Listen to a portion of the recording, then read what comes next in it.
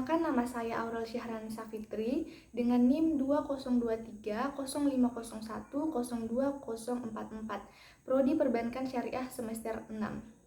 Saya membuat video ini untuk memenuhi salah satu syarat UTS mata kuliah Etika Profesi Perbankan. Dalam video ini saya akan menjelaskan 5 materi dari mata kuliah Etika Profesi Perbankan. Jadi langsung saja kita ke materi yang pertama, yaitu konsep dasar etika dan moral dalam kehidupan profesional.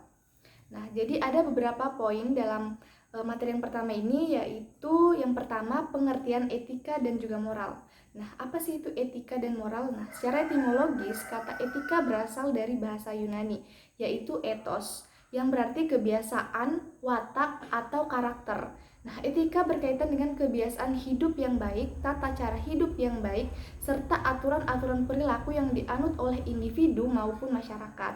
Nah, etika sering diartikan sebagai ilmu yang mempelajari tentang kesusilaan dan juga nilai-nilai moral dalam kehidupan manusia.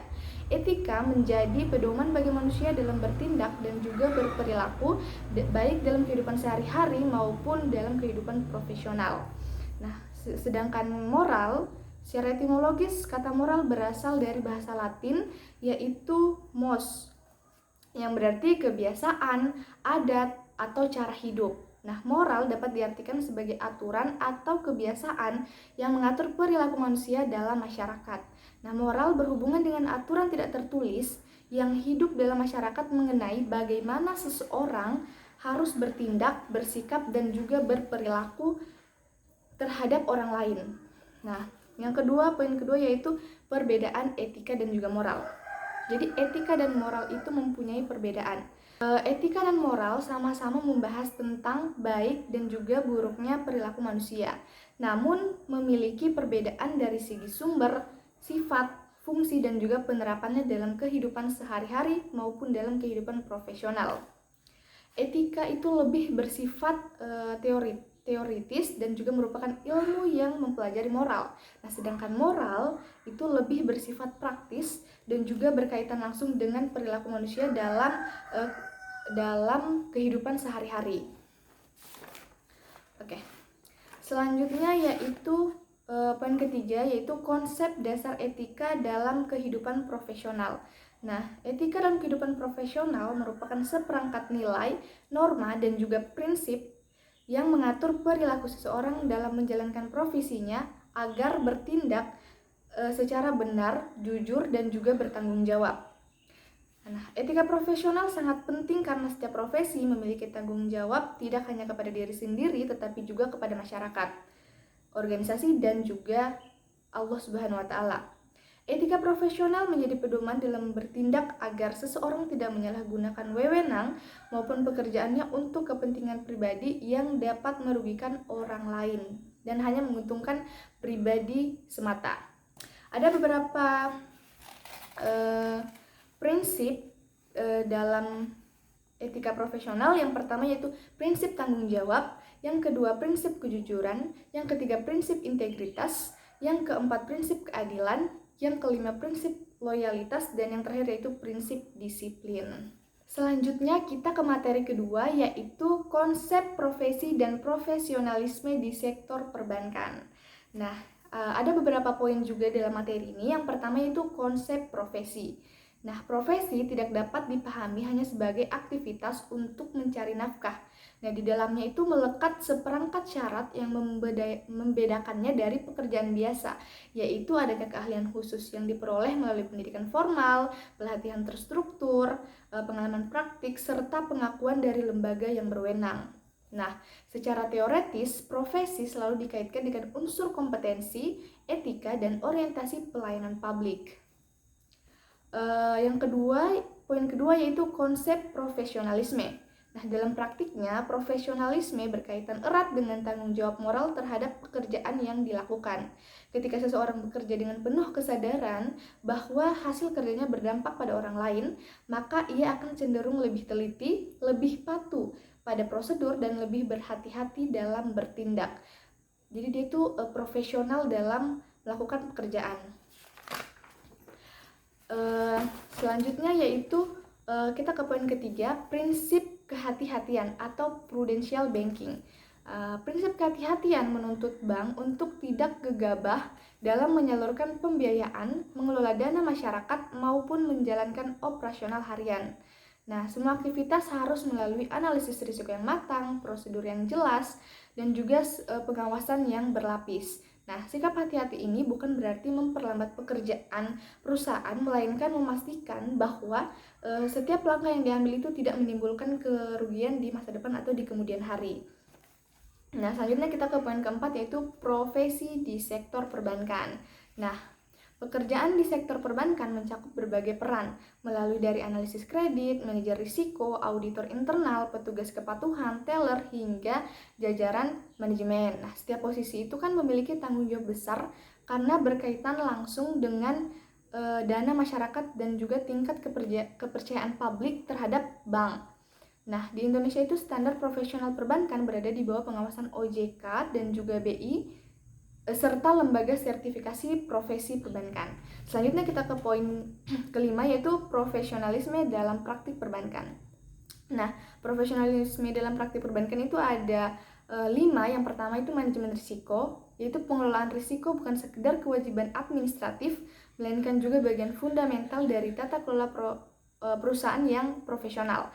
Yang kedua itu kepatuhan dan etika. Etika dan kepatuhan merupakan komponen penting profesionalisme karena keduanya berkaitan langsung dengan kepercayaan nasabah. Yang ketiga, sertifikasi kompetensi. Nah, menjadi bukti formal bahwa seorang pegawai itu memiliki pengetahuan dan juga keterampilan yang sesuai dengan kebutuhan. Yang keempat yaitu pelayanan prima. Profesionalisme juga sangat terlihat dari kualitas layanan yang diberikan kepada nasabah, agar nasabah percaya pada perusahaan tersebut. Yang terakhir yaitu tantangan profesionalisme perbankan modern. Pembangunan sistem digital dan juga vintage itu membawa kemudahan, tetapi juga menuntut SDM untuk terus beradaptasi dengan teknologi. Selanjutnya kita ke materi ketiga, yaitu prinsip-prinsip etika profesi dalam perbankan. Nah, poin pertama yaitu definisi etika profesi dalam perbankan. Nah, secara umum, prinsip etika profesi dalam perbankan mencerminkan bagaimana seorang banker harus bertindak secara profesional, jujur, dan juga bertanggung jawab baik terhadap nasabah, institusi, maupun masyarakat luas. Hal ini sangat penting karena industri perbankan sangat bergantung pada kepercayaan. Prinsip etika profesi dalam perbankan adalah seperangkat nilai, norma, dan juga pedoman perilaku yang harus dipatuhi oleh setiap individu yang bekerja di sektor perbankan dalam menjalankan tugas dan juga tanggung jawabnya. Ada beberapa prinsip utama etika profesi dalam perbankan. Yang pertama yaitu integritas, menekankan kejujuran, konsistensi, moralitas dalam setiap tindakan. Yang kedua, objektivitas. Setiap keputusan yang diambil harus berdasarkan fakta, data, dan analisis yang rasional. Yang ketiga, kerahasiaan. Data nasabah tidak boleh disebarkan tanpa izin, kecuali untuk kepentingan hukum dan juga regulasi. Yang keempat itu akuntabilitas. Tindakan dan juga keputusan harus dapat dipertanggungjawabkan secara transparan. Yang kelima, kepatuhan terhadap regulasi. Harus mematuhi peraturan yang diterapkan oleh OJK dan juga Bank Indonesia. Yang keenam, profesionalisme. Dituntut untuk memiliki kompetensi, keterampilan, dan sikap kerja yang tinggi. Yang ketujuh, yaitu transparansi. Ya, harus memberikan informasi yang jelas, akurat, dan juga terbuka kepada nasabah. Yang kedelapan, yaitu tanggung jawab. Pegawai bank harus bertanggung jawab atas tugasnya terhadap masyarakat. Yang kesembilan, yaitu keadilan. Memperlakukan semua nasabah secara adil tanpa diskriminasi. Dan yang terakhir yaitu independensi. Bank dan juga pegawai harus bebas dari pengaruh atau tekanan pihak lain atau pihak yang bisa mempengaruhi pengambilan keputusan bank atau karyawannya. Selanjutnya kita ke poin yang ketiga, yaitu pentingnya prinsip etika profesi dalam menjaga kepercayaan masyarakat. Yang pertama yaitu untuk membangun dan mempertahankan kepercayaan nasabah. Yang kedua, mencegah terjadinya kecurangan atau fraud dan juga penyalahgunaan wewenang. Yang ketiga, meningkatkan kualitas pelayanan kepada nasabah. Yang keempat, menjaga reputasi dan juga citra positif bank. Yang kelima, mendukung stabilitas sistem keuangan. Yang keenam, menjamin kepatuhan terhadap peraturan dan juga hukum. Nah, adapun juga dampak jika tidak diterapkan. Yang pertama yaitu menurunnya kepercayaan nasabah terhadap bank. Yang kedua, meningkatnya praktik kecurangan atau fraud dan juga penyalahgunaan wewenang. Yang ketiga, rusaknya reputasi dan citra bank di mata publik. Yang keempat, kerugian finansial yang besar dan juga berkelanjutan. Yang kelima, terganggunya stabilitas sistem keuangan nasional. Yang keenam, munculnya sanksi hukum dan juga regulasi yang benar. Yang ketujuh, menurunnya kualitas pelayanan kepada nasabah. Dan yang kedelapan, meningkatnya risiko operasional dan juga manajerial. Selanjutnya kita ke materi keempat, yaitu kode etik profesi perbankan dan juga etika pelayanan pada nasabah. Poin pertama yaitu definisi dari kode etik profesi perbankan. Kode etik perbankan adalah suatu sistem norma, aturan, dan juga nilai-nilai luhur yang mengatur perilaku, tindakan, dan juga sikap pada pelaku usaha perbankan, baik itu individu maupun juga institusi. Kode etik ini berfungsi sebagai kompas moral yang membedakan praktik perbankan yang sehat dengan membedakan praktik perbankan yang sehat dengan yang menyimpang, serta menjadi jaminan bahwa bank berperan dengan prinsip kehati-hatian. Adapun tujuan penerapan kode etik yaitu untuk menjaga kepercayaan publik, melindungi nasabah, menjaga stabilitas sistem keuangan, menciptakan persaingan sehat, dan juga meningkatkan profesionalisme. Poin kedua yaitu prinsip-prinsip integritas, kejujuran, keadilan, kerahasiaan, dan juga kepatuhan. Prinsip integritas dan juga kejujuran. Integritas itu berarti kan konsisten antara ucapan dan juga tindakan. Kalau kejujuran itu menuntut banker untuk memberikan informasi yang akurat, jujur, dan juga tidak menyesatkan nasabah. Yang kedua itu kerahasiaan data nasabah. Nah, kerahasiaan data nasabah itu diatur secara ketat dalam hukum perbankan. Nah, bank dan karyawan juga wajib merahasiakan data nasabah kecuali dalam kondisi tertentu yang diizinkan oleh undang-undang. Selanjutnya itu kepatuhan terhadap aturan, yaitu anti pencucian uang dan juga pencegahan pendanaan, prinsip kehati-hatian, dan juga tata kelola yang baik atau good corporate governance. Selanjutnya kita ke poin yang selanjutnya itu etika pelayanan nasabah. Nah, etika pelayanan adalah berupa prinsip dan juga standar perilaku yang harus diterapkan oleh petugas bank, entah itu customer service, teller, marketing, maupun satpam. Nah, dalam berinteraksi dengan nasabah. Yang poin yang selanjutnya itu hubungan kode etik pelayanan nasabah. Kode etik dan pelayanan nasabah merupakan dua sisi yang tidak dapat dipisahkan dalam industri perbankan. Jika pelayanan adalah wajah dan depan bank yang terlihat oleh nasabah, maka kode etik adalah fondasi moral yang menopang wajah tersebut. Yang pertama itu kode etik sebagai dasar pelayanan. Kode etik ini berfungsi sebagai landasan filosofis dan juga profesional dalam merumuskan standar pelayanan. Yang kedua, meningkatkan kepercayaan nasabah. Kepercayaan adalah komoditas yang paling berharga dalam perbankan. Yang ketiga, mencegah pelanggaran layanan. Mencegah terjadinya pelanggaran dalam berbagai bentuk. Yang keempat, membentuk citra bank yang baik. Citra positif tidak dibangun oleh iklan semata, tetapi oleh pengalaman nyata nasabah dalam berinteraksi dengan baik. Yang kelima, meningkatkan loyalitas nasabah. Nasabah yang loyal tidak hanya bertahan lama, tetapi juga menjadi advokat bagi bank. Selanjutnya kita ke materi kelima, materi terakhir yaitu etika dalam pengelolaan keuangan dan transaksi perbankan. Poin pertama yaitu konsep etika dalam pengelolaan keuangan pada perbankan syariah.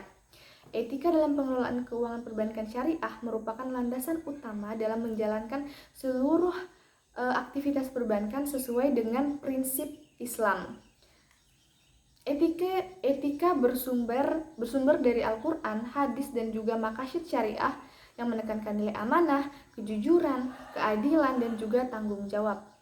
Perbankan syariah tidak hanya berorientasi pada keuntungan, tetapi juga memperhatikan aspek moral dan juga keberkahan dalam setiap transaksi yang dilakukan. Dan kedua yaitu prinsip-prinsip etika yang harus dalam transaksi perbankan syariah. Prinsip etika dalam perbankan syariah meliputi amanah, kejujuran, keadilan, dan juga tanggung jawab, serta transparansi, profesionalisme, dan akuntabilitas. Selain itu, seluruh transaksi itu harus dilakukan atas dasar kerelaan kedua belah pihak dan juga terhindar dari unsur riba, gharar, serta maisir. Oke, kita ke poin selanjutnya, yaitu bentuk pelanggaran etika yang terjadi dalam pengelolaan keuangan dan transaksi perbankan. Dalam praktiknya masih terdapat berbagai bentuk pelanggaran etika dalam perbankan syariah. Salah satu pelanggaran yang paling sering terjadi adalah kurangnya transparansi kepada nasabah mengenai akad dan juga risiko transaksi. Selain itu, manipulasi laporan keuangan dan juga penyalahgunaan dana nasabah juga termasuk pelanggaran yang serius karena dapat merugikan banyak pihak.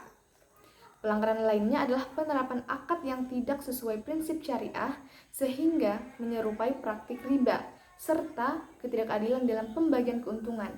Di lingkungan internal bank, pelanggaran etika juga dapat berupa korupsi, kolusi, dan juga nepotisme. Poin terakhir yaitu peran DPS atau Dewan Pengawas Syariah dalam menjaga etika perbankan.